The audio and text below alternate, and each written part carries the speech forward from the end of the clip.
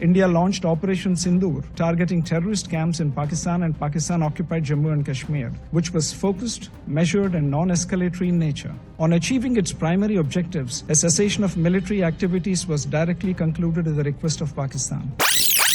Mr. President, this is an important debate. As we complete 80 years of the United Nations, it's a useful moment to reflect on how far the spirit of multilateralism and peaceful settlements of disputes as enshrined in the UN Charter has been realized. Also, what have been the impediments on the way?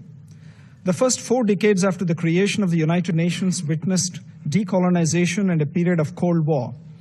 Conflicts were largely contained and managed. UN had a significant role in these efforts. In fact, in 1988, UN peacekeeping forces were awarded the Nobel Prize. The end of Cold War was followed by outbreak of a number of conflicts across continents. The nature of UN peacekeeping operations also started to change. In the recent decades, the nature of conflicts has transformed with the proliferation of non-state actors, often proposed and propped up as proxies by state actors, and cross-border funding, arms trafficking, training of terrorists, and spread of radical ideologies facilitated by modern digital and communication technologies. The future trajectory of UN peacekeeping operations is also under serious debate.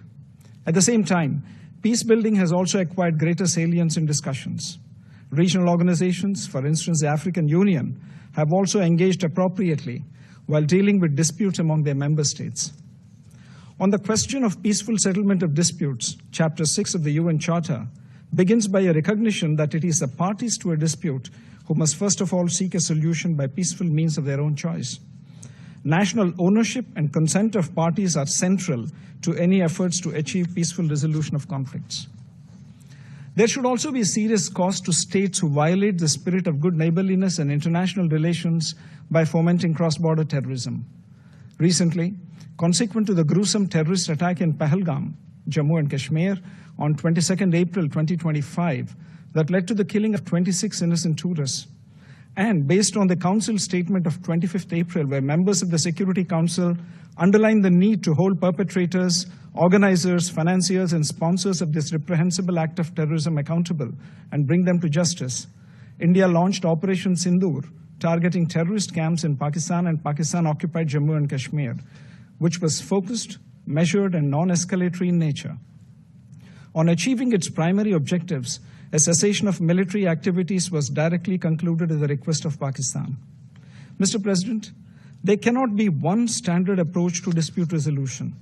The changing circumstances and context also need to be taken into account while considering any such efforts. India, as a responsible actor and a founding member of the United Nations, has always actively engaged constructively with partners, especially at the United Nations, in collectively working towards a more peaceful, prosperous, and a just and equitable world. From peace and security to decolonization to fair trade, India remains also the largest contributor to UN peacekeeping forces cumulatively, and a pioneer in promoting women in peacekeeping who have become role models while serving in theaters of conflict. In an interconnected and interdependent world, India values multilateral cooperation to help manage global challenges, including sustainable development, climate action, disaster resilience, and global health. India partners the United Nations in a unique development cooperation initiative and is also among the first responders in humanitarian crises in our region. We are at a time when there are growing doubts about the multilateral system, especially the United Nations. The serious question marks over the representativeness of the UN Security Council must be addressed urgently. In this context, India is proud to have facilitated the inclusion of African Union in the G20 platform during its presidency. The continuing UN Security Council impasse also shows the increasing challenges to efficiency and effectiveness of the UN Security Council. Mr. President, I am constrained also to respond to the remarks made by the representative of Pakistan. The Indian subcontinent offers a stark contrast in terms of progress, prosperity, and development models. On the one hand, there is India, which is a mature democracy, a surging economy, and a pluralistic and inclusive society. At the other extreme is Pakistan, steeped in fanaticism and terrorism, and a serial borrower from the IMF. As we debate promoting international peace and security, it is essential to recognize that there are some fundamental principles which need to be universally respected.